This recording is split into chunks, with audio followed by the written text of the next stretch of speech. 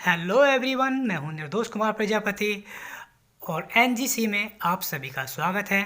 और आज हम पढ़ेंगे क्लास 10th की बायोलॉजी का पहला चैप्टर जिसका नाम है लाइफ प्रोसेस। लाइफ प्रोसेस क्या होती है, सबसे पहले इसके बारे में जानते हैं। लाइफ प्रोसेस क्या होता है कि किसी भी लिविंग थिंग्स को यानी जीवित चीज़ को जीवित रहने के लिए यानी जिंदा रहने के लिए जो काम करने पड़ते हैं वो लाइफ प्रोसेस कहलाते हैं। जैसे कि रेस्पिरेशन यानी सांस लेना। यदि हम सांस लेना बंद कर दें तो हम जीवित नहीं रह पाएंगे। तो ये भी एक हमारा एक ऐसा प्रोसेस है जो हमें जीवित रहने के लिए करना पड़ता है, तो ये भी लाइफ प्रोसेस में आता है। दूसरा है न्यूट्रिशन यानी खाना खाना। न्यूट्रिशन में आ जाते हैं हमारे जैसे carbohydrate, vitamin, protein, fats, minerals जितने भी होते हैं ये सब न्यूट्रिशन में आ जाते हैं। तो ये हमारे न्यूट्रिशन होता है। अगर हम न्यूट्रिशन ना लें तो हमारा जीवित रहना थोड़ा मुश्किल है। तो ये दो ऐसे प्रोसेस हैं जो लाइफ प्रोसेस में आते हैं, यानी हमें जीवित रहने के लिए करने पड़ते हैं। तो लाइफ प्रोसेस में दो प्रोसेस हो गए, एक रेस्पिरेटरी सिस्टम और दूसरा न्यूट्रिशन। न्यूट्रिशन को देखते हैं हम। न्यूट्रिशन को हम दो भागों में बांट कर देख सकते हैं कि न्यूट्रिशन क्या होता है। न्यूट्रिशन तो हमें पढ़ा कि न्यूट्रिशन में क्या होता है कि हम खाना खाते हैं उससे हमें क्या मिलता है, न्यूट्रिशन मिलता है। न्यूट्रिशन में कार्बोहाइड्रेट, विटामिन और मिनरल्स वगैरह सारी चीज़ें आ जाती हैं। न्यूट्रिशन को दो भागों में बांट कर देख सकते हैं हम, एक ऑटोट्रोप्स, एक हेटरोट्रोप्स। ऑटोट्रोप्स में ऑटो का मीन होता है सेल्फ और ट्रोपोस मीन होता है फीड, यानी ऐसे जीव, ऐसे लिविंग थिंग्स जो अपना खाना खुद बना लेते हैं वो ऑटोट्रोप्स कहलाते हैं। और एक होता है हेटरोट्रोप्स, मतलब जो अपना खाना खुद नहीं बना पाते वो हेटरोट्रोप्स कहलाते हैं। तो ऑटोट्रोप्स में हम बात करेंगे कि ऑटोट्रोप्स के एग्जाम्पल की बात करें तो ऑटोट्रोप्स में आ जाएंगे प्लांट्स। प्लांट्स क्या कहते हैं, अपना खाना खुद ही बनाते हैं। और कुछ बैक्टीरिया हैं जो खुद अपना खाना बनाते हैं, जो दूसरों पे डिपेंड नहीं रहते। और यहाँ पर हम देखेंगे कि प्लांट्स अपना खाना कैसे बनाते हैं, कैसे रेस्पिरेशन करते हैं, कैसे सांस लेते हैं। उसमें देखें तो प्लांट्स में तीन भाग होते हैं मोस्टली। एक जड़ जो सबसे नीचे होती है, और एक तना जो जिस पे पूरा प्लांट रुका होता है, और एक तीसरा भाग होता है पत्ती। तो तीन भागों में प्लांट्स को बांट रखा होता है। तो जड़ का काम क्या होता है, यहाँ पर हम देख सकते हैं कि यहाँ पर जड़ जो होती है, जड़ ये काम करती है कि जितना भी पृथ्वी में यानी जो सॉइल है, मिट्टी में जो वाटर होता है और मिनरल्स होता है, उस वाटर और मिनरल्स यानी पानी और खनिज की आपूर्ति करता है। यानी यहाँ से जड़ क्या करती है, पृथ्वी से पानी को और मिनरल्स को खींच के पौधों के अलग अलग भागों में पहुंचाने का काम जड़ों का होता है। और पत्तियों का काम होता है कि पत्ती सूर्य के प्रकाश को एब्जॉर्ब करती हैं, सोलर एनर्जी को एब्जॉर्ब करती हैं और कार्बन डाइऑक्साइड को एब्जॉर्ब करती हैं। जैसे हम क्या करते हैं, जब सांस लेते हैं तो ऑक्सीजन गैस एब्जॉर्ब करते हैं, यानी ऑक्सीजन गैस लेते हैं। और ऑक्सीजन गैस हम किसके द्वारा लेते हैं, नाक के द्वारा या मुंह के द्वारा लेते हैं। ऐसे ही प्लांट्स में भी, पौधों में भी पत्तियाँ सांस लेती हैं, वो किसके द्वारा कार्बन डाइऑक्साइड एब्जॉर्ब करती हैं, पत्तियाँ। इसमें एक भाग होता है जिसमें होता है स्टोमेटा, जिससे वो इस कार्बन डाइऑक्साइड को एब्जॉर्ब कर पाती हैं। तो अब इसने क्या करा, पौधों ने क्या करा, पत्तियों से कार्बन डाइऑक्साइड को एब्जॉर्ब किया और जड़ों से वाटर को एब्जॉर्ब किया और पत्तियों से ही लाइट को यानी सूर्य के प्रकाश को एब्जॉर्ब किया। तो अब जब यहाँ पे कार्बन डाइऑक्साइड और पानी सूर्य के प्रकाश की प्रेजेंस में आपस में रिएक्शन करते हैं, और रिएक्शन करने के बाद यहाँ पे एक मॉलिक्यूल बनाते हैं जिसका नाम है ग्लूकोज। इसका फॉर्मूला होता है C6H12O6। यही ग्लूकोज क्या होता है, प्लांट्स का खाना होता है। और इसी से ही प्लांट्स अपनी ग्रोथ करते हैं, वृद्धि करते हैं। और साथ में इसके एक चीज़ और निकलती है, एक कंपाउंड और होता है जिसका नाम है ऑक्सीजन गैस। ऑक्सीजन गैस यहाँ पे निकलती है साथ में, और यही ऑक्सीजन गैस हम एब्जॉर्ब करते हैं। हम जो सांस लेते हैं इसी ऑक्सीजन गैस का इस्तेमाल करते हैं जो प्लांट्स निकालते हैं। तो प्लांट्स, हमने देखा कि प्लांट्स ने अपना खाना खुद बना लिया। क्या बनाया, C6H12O6 बना लिया, और इसी से ग्रोथ होगी। तो खाना तो बन गया, ये इन्होंने खुद बनाया, तो इसीलिए ये प्लांट्स क्या कहलाते हैं, ये कहलाते हैं ऑटोट्रोप्स कहलाते हैं। और ये जो खाना बनाया है, ग्लूकोज बनाया है कार्बन डाइऑक्साइड और वाटर की प्रेजेंस में, और ऑक्सीजन गैस निकाली, ये जो प्रोसेस होता है पूरा, ये प्रोसेस कहलाता है हमारा फोटोसिंथेसिस। यानी जो प्लांट्स अपना खाना खुद बनाते हैं ये कहलाता है फोटोसिंथेसिस प्रक्रिया होती है, प्रकाश संश्लेषण। तो इसने खाना खुद बना लिया तो प्लांट्स हमारे ये कैसे हो गए, ऑटोट्रोप्स हो गए। अब हेटरोट्रोप्स की बात करते हैं। हेटरोट्रोप्स ऐसे जीव होते हैं जो अपना खाना खुद नहीं बना पाते, यानी अपना खाना खाने के लिए वो दूसरों पे डिपेंड रहते हैं। जैसे प्लांट्स ने अपना खाना खुद बना लिया तो प्लांट्स पे हम क्या करेंगे, सीधा प्लांट से खाना खा लेंगे, या तो दूसरा बना बनाया खाना लेते हैं। हम खुद नहीं बना सकते क्योंकि हम जो है सूर्य के प्रकाश से खाना नहीं बना सकते, तो हम जो है बना बनाया खाना खाते हैं। तो वो कहलाते हैं हमारे हेटरोट्रोप्स कहलाते हैं वो सब जितने भी। अब इसमें प्लांट्स के अलावा जितनी भी चीज़ें बची हैं कुछ बैक्टीरिया के अलावा, वो सब हेटरोट्रोप्स में आ जाती हैं। हेटरोट्रोप्स को भी हमने 3 भागों में बांट कर देख सकते हैं। हेटरोट्रोप्स को 3 भाग कौन कौन से हैं, 3 भाग हैं हमारे ये। पहला भाग है होलोजोइक, दूसरा सेफ्रोफाइटिज्म, तीसरा है पैरासाइटिज्म। होलोजोइक, यहाँ पे होलो का मीन होता है, होलो मतलब होल मतलब सभी, मतलब ऐसे जीव जो सब कुछ खा लें वो कहलाते हैं होलोजोइक कहलाते हैं। सब कुछ मतलब यहाँ पे क्या है कि प्लांट्स भी खा लें और एनिमल्स यानी मांस भी खा लें तो वो कहलाते हैं होलोजोइक कहलाते हैं। और दूसरी चीज़ क्या कि वो ऑर्गेनिक कंपाउंड को डायरेक्ट क्या कर लें, एब्जॉर्ब कर लें। तो ऑर्गेनिक कंपाउंड को डायरेक्ट ऑब्जर्व कर लेंगे तो ये किस में आ जाएंगे, होलोजोइक में आ जाएंगे। अब होलोजोइक के बारे में भी थोड़ा और पढ़ेंगे, इससे पहले हम बात करते हैं थोड़े सेप्रोफाइटिज्म की। सेप्रोफाइटिज्म में सेप्रो का मतलब होता है सड़ी गली चीज़ें यानी मरी हुई चीज़ें। तो ऐसे जीव जो सड़ी गली चीज़ों को खाते हैं या फिर सड़ी गली चीज़ों पे उत्पन्न होते हैं वो सब आ जाते हैं सेप्रोफाइटिज्म में आ जाते हैं। सड़ी गली चीज़ों में क्या आ जाता है, जैसे मशरूम, यानी जो कुकुरमुत्ता बोलते हैं उसको, मशरूम का होता है हमेशा सड़ी गली चीज़ों पर होता है, तो ये सेप्रोफाइट में आ जाएगा। पैरासाइट में हमारे ऐसे आ जाएंगे जैसे कि पैरासाइट का मतलब होता है कि जो दूसरों पे डिपेंड है, खाना तो खुद बनाए, खुद नहीं बना सकता, खाना तो दूसरों से खाएगा ही, लेकिन जिससे वो खाना खाएगा उसी के ऊपर जीवित रहेगा, यानी अगर वो उससे हट गया तो वो जीवित नहीं रहेगा। तो जैसे टीनस सोलियम, इसका एग्जाम्पल है। टीनस सोलियम क्या होता है, ये टीनस सोलियम इंसानों की आंतों में उपस्थित होता है, यानी हम जो खाना खाते हैं, खाना पचाया खाना वो टीनस सोलियम खाता है, जिसको हम एस्केरिस भी इसका एग्जाम्पल हो सकता है। एस्केरिस को हम जनरल भाषा में गेंडुआ भी बोलते हैं। तो ये इंसान की आंतों में पाया जाता है। अगर ये इंसान की आंतों से बाहर चला जाए तो ये क्या होंगे, ये जीवित नहीं रहेंगे। टीनस सोलियम को हम टैप बॉम्ब भी बोलते हैं। ठीक है, तो ये हमारे हो गए पैरासाइटिज्म हो गए। अब हमने देखा कि जितने भी ये हेटरोट्रोप्स हैं वो सब क्या हैं, ये सब कुछ प्लांट्स आएंगे और कुछ एनिमल्स आएंगे। कुछ प्लांट्स ऐसे भी होते हैं जो अपना खाना खुद तो बनाते हैं लेकिन वो दूसरों से भी लेते हैं, यानी कीड़े मकोड़ों से अपना खाना लेते हैं, वो भी हेटरोट्रोप्स में आ जाते हैं। जैसे ये जो प्लांट्स उत्पन्न होते हैं ये हमेशा ऐसी जगह उत्पन्न होते हैं जहाँ पर पृथ्वी में मिनरल्स की कमी होती है। उस मिनरल्स को पूरा करने के लिए ये प्लांट्स छोटे मोटे कीड़े मकोड़ों पे डिपेंड रहते हैं। तो छोटे मोटे कीड़ों को अपनी पत्तियों के अंदर बंद कर लेते हैं और अपना उससे न्यूट्रिशन सारा खींच लेते हैं। जितना भी न्यूट्रिशन इसके अंदर होगा वो ये प्लांट इसके अंदर अपने अंदर खींच लेगा, डायरेक्ट इससे ऑब्जर्व कर लेगा।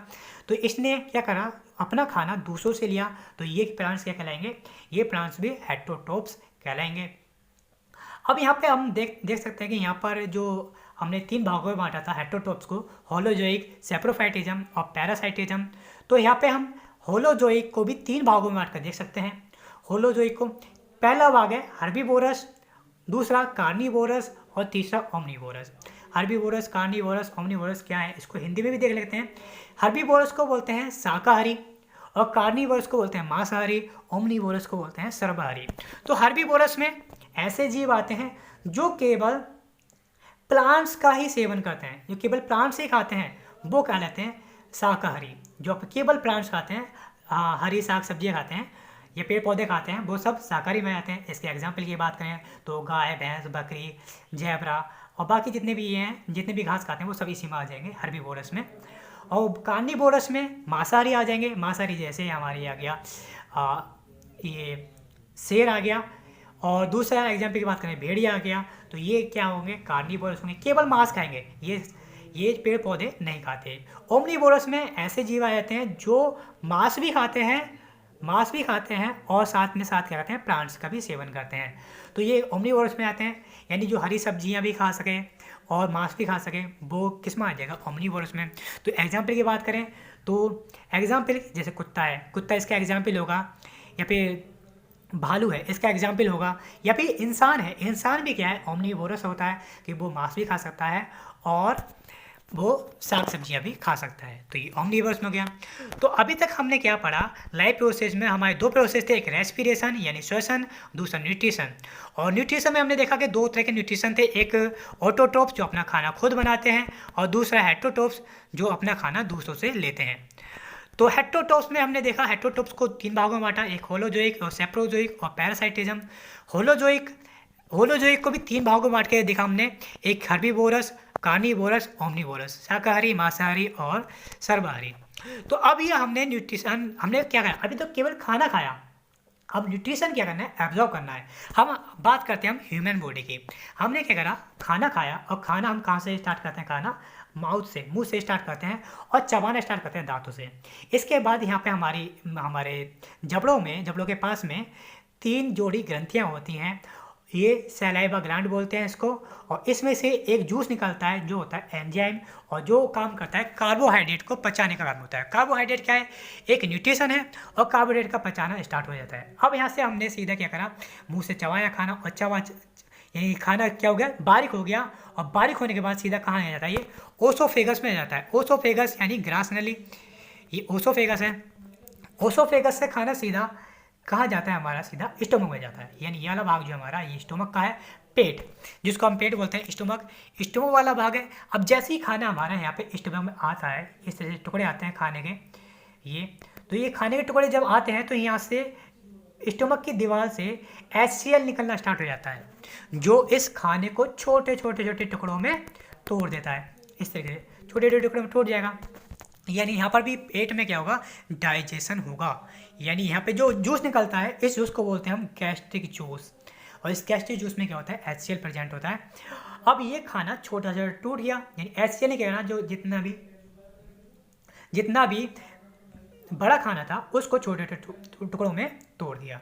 अब ये खाना सीधा पेट से यानी स्टोमक से कहाँ जाएगा, छोटी आंत में, और छोटी आंत में क्या हुआ, ये सीधा खाना पचता रहता है, इस तरह से ये जाता रहेगा, छोटी आंत में घूमता रहेगा। और छोटी आंत काफ़ी लंबी होती है, हालांकि मोटाई में कम होती है, लेकिन ये लेंथ में बहुत लंबी होती है। ये छोटी आंत है पूरी, इस तरह से इसमें घूमता रहेगा और खाना पचता रहेगा, और खाना पचने के बाद सीधा जाता है ये छोटी आंत से बड़ी आंत में। अब बड़ी आंत में क्या होता है, ये खाना सीधा जितना भी हमने खाया वो पच गया, और पचा किस में कि जितने भी बड़े बड़े कार्बोहाइड्रेट थे वो छोटे मॉलिक्यूल में टूट गए, प्रोटीन थे अमीनो एसिड में टूट जाते हैं, और विटामिन से होते हैं, वो सब यहाँ पे अब बड़ी आंत में एब्जॉर्ब होने लगते हैं। यानी हमारी बॉडी उसको एब्जॉर्ब करती है, किसके द्वारा, बड़ी आंत के द्वारा। बड़ी आंत की जो दीवार होती हैं उसको एब्जॉर्ब कर लेती हैं। अब खाना एब्जॉर्ब होकर जाते कहाँ पर है, खाना एब्जॉर्ब के सीधा ब्लड के अंदर जाता है। तो ब्लड में जाएगा खाना, और ब्लड कहाँ बहता है, हमारी पूरी बॉडी में बहता है नसों के द्वारा, जिसको हम ब्लड वेसल्स भी बोलते हैं, या फिर हिंदी में रक्त वाहिकाएँ बोलते हैं। अब रक्त वाहिकाओं में ब्लड बहता है, और वो रक्त किसकी वजह से बहता है, वो बहता है हमारे हृदय की वजह से। यानी हृदय हमारा पंप करता है, पंप यानी पहले उसमें सिकुड़ता है फिर फूलता है, सिकुड़ता है फिर फूलता है। तो इसी वजह से क्या करता है, वो ब्लड गति करता है हमारी नसों में। अब इसका कार्य क्या होता है, कैसे काम करता है हृदय, इसको देखने से पहले इसकी पोजीशन की बात करते हैं कि हमारा हृदय कहाँ पर उपस्थित होता है हमारी बॉडी में। तो जैसे ये हमारी बॉडी है, इसमें हृदय जो होता है बिल्कुल बीचों बीच में, हमारे सीने में यानी छाती के बिल्कुल बीचों बीच में होता है। लेकिन ये थोड़ा सा लेफ्ट हैंड की ओर होता है, थोड़ा सा लेफ्ट हैंड हम कहाँ होगा, जैसे हमारा ये राइट हैंड है और ये लेफ्ट हैंड है, तो हृदय हमारा थोड़ा सा लेफ्ट हैंड की ओर होता है, बीच में ही है, बस थोड़ा सा लेफ्ट हैंड की ओर होता है। इसलिए कहते हैं कि हमारा हृदय कहाँ उपस्थित है, लेफ्ट में प्रेजेंट है। लेकिन ये होता बीच में ही है, थोड़ा सा लेफ्ट में होता है, जिसकी वजह से थोड़ा सा लेफ्ट में होने की वजह से जो हमारा लेफ्ट वाला लंग्स होता है यानी फेफड़ा होता है लेफ्ट वाला, वो फेफड़ा राइट वाले फेफड़े के कंपेरिजन में थोड़ा सा छोटा होता है, क्योंकि जितनी जगह इस हृदय ने घेर ली होती है उतना ही छोटा होता है इससे।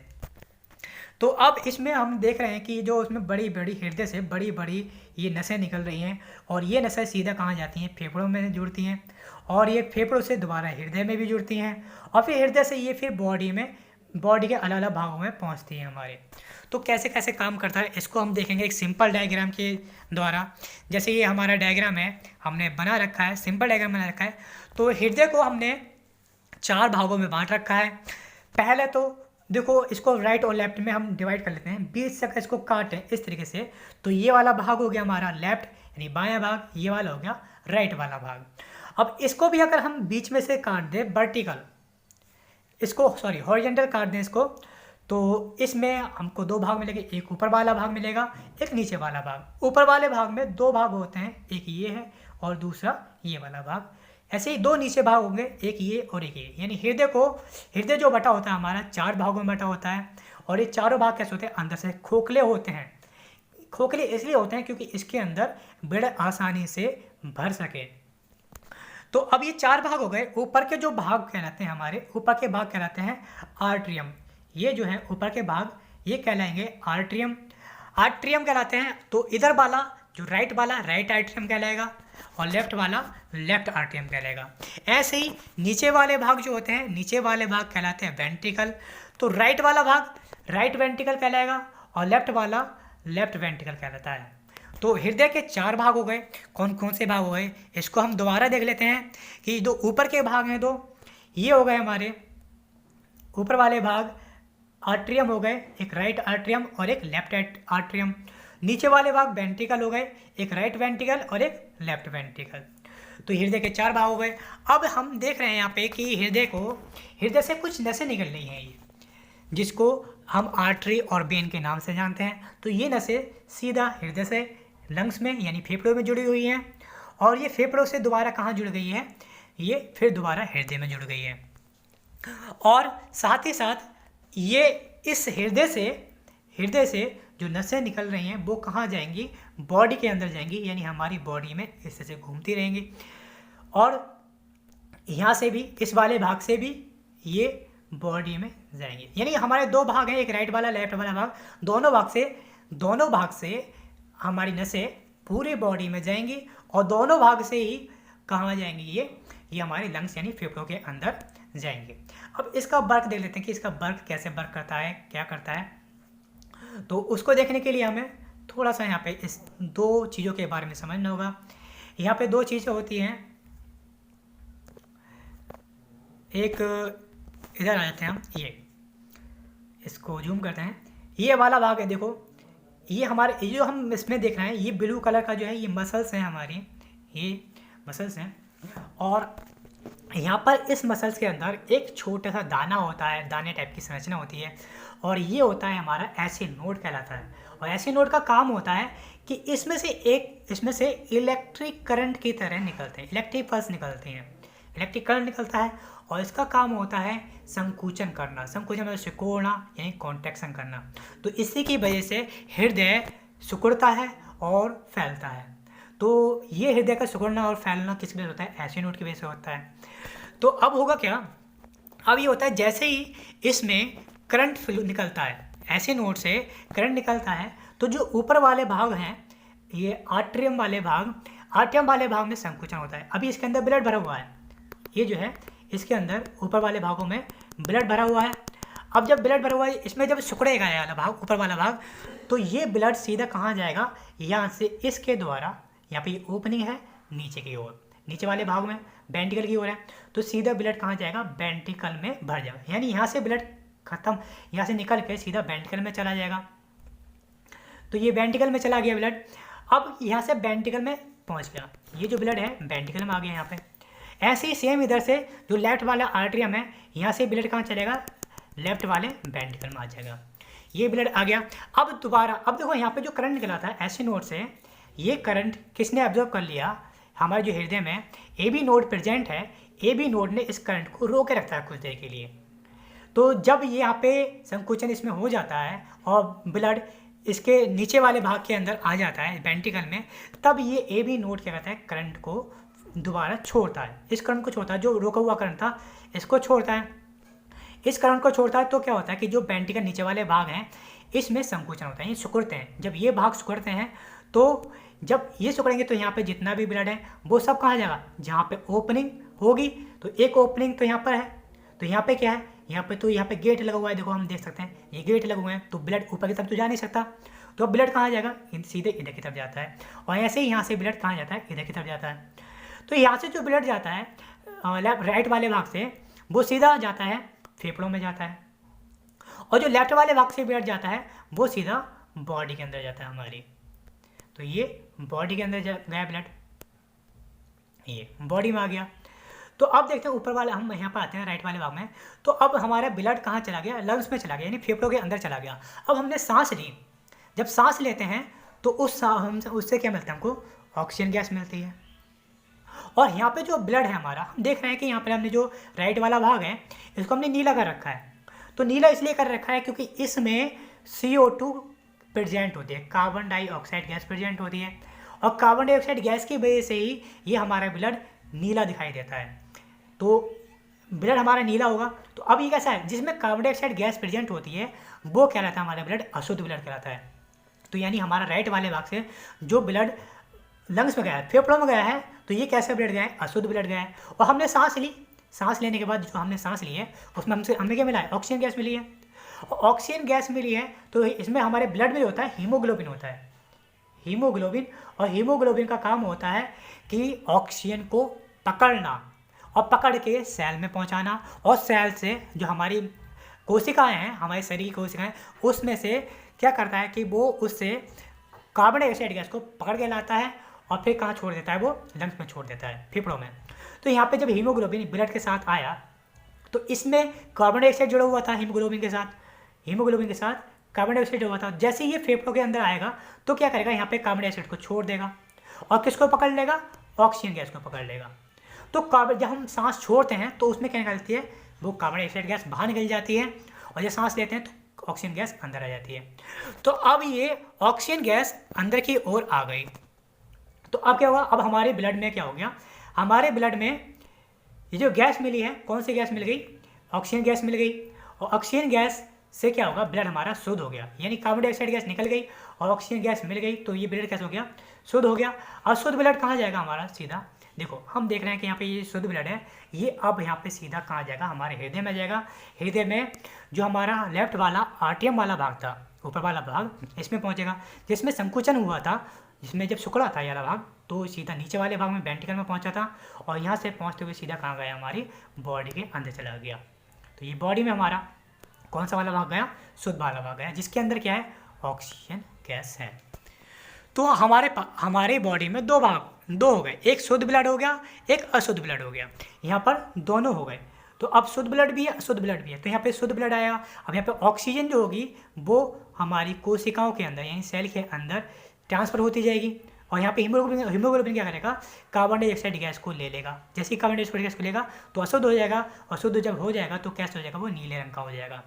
तो जो अशुद्ध रक्त बहता है वो किस में बहता है, हमारी वेन्स में बहता है, वेन्स में। और जो शुद्ध रक्त बहता है वो बहता है आर्टरी में। आर्टरी में शुद्ध रक्त बहता है और वेन्स में अशुद्ध रक्त बहता है। इसको हिंदी में बोलते हैं धमनी बोलते हैं, शुद्ध रक्त, जिसमें शुद्ध रक्त बोलता है उसको धमनी बोलते हैं, और वेन को हिंदी में बोलते हैं सिरा। यानी हमारी बॉडी में जो धमनी होती है उसमें शुद्ध रक्त बहता है, और जिसमें अशुद्ध रक्त बहता है उसको बोलते हैं सिरा। तो सिरा जो होती है हमारी बॉडी में, उसको हम आसानी से देख सकते हैं कि हमारे हाथ में, पैरों पे जो नसें दिखाई देती हैं वो हल्की नीले रंग की दिखाई देती हैं। और वो कैसी नीले रंग की दिखाई इसलिए देती हैं क्योंकि उसके अंदर क्या है, कार्बन डाइऑक्साइड गैस प्रेजेंट है, तो इसकी वजह से वो नीली दिखाई देती हैं। तो जो नसें हमें दिखाई दे रही हैं वो क्या है, वेन्स हैं, यानी सिरा हैं। तो सिराओं की वजह से वो ब्लड नीला दिखाई देता है। तो इस तरीके से ही ब्लड, हमारा हृदय पंप करता रहता है ब्लड को, और पंप करते करते ये हमारा शुद्ध होता रहता है, यानी एक बॉडी से दूसरी जगह ट्रांसफ़र होता रहता है। तो ये इसी तरह से हमारा हृदय काम करता है। अब इस ब्लड में जितने भी हमने जितना कुछ खाया था, कार्बोहाइड्रेट, विटामिन, मिनरल्स और प्रोटीन वगैरह जितना कुछ खाया था, तो प्रोटीन वगैरह ये सब टूट जाएंगे, अमीनो एसिड वगैरह में डाइजेशन हो जाएगा।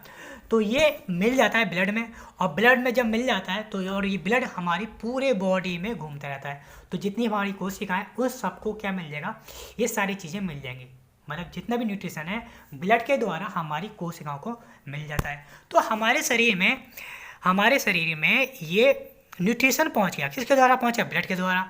और ब्लड को जो सर्कुलेट करता है वो कौन करता है, हृदय करता है। तो हमने यहाँ पे हृदय का जो वर्क था उसके बारे में देखा। तो अब ये हमारा चैप्टर यहाँ पे कंप्लीट हो चुका है। तो आगे का चैप्टर देखने के लिए बने रहिए एनजीसी पर, और नेक्स्ट वीडियो देखने के लिए हमारे चैनल को सब्सक्राइब करें और बेल आइकन को दबाएं, जिससे आपको नया अपडेट मिलता जाए। थैंक यू, धन्यवाद।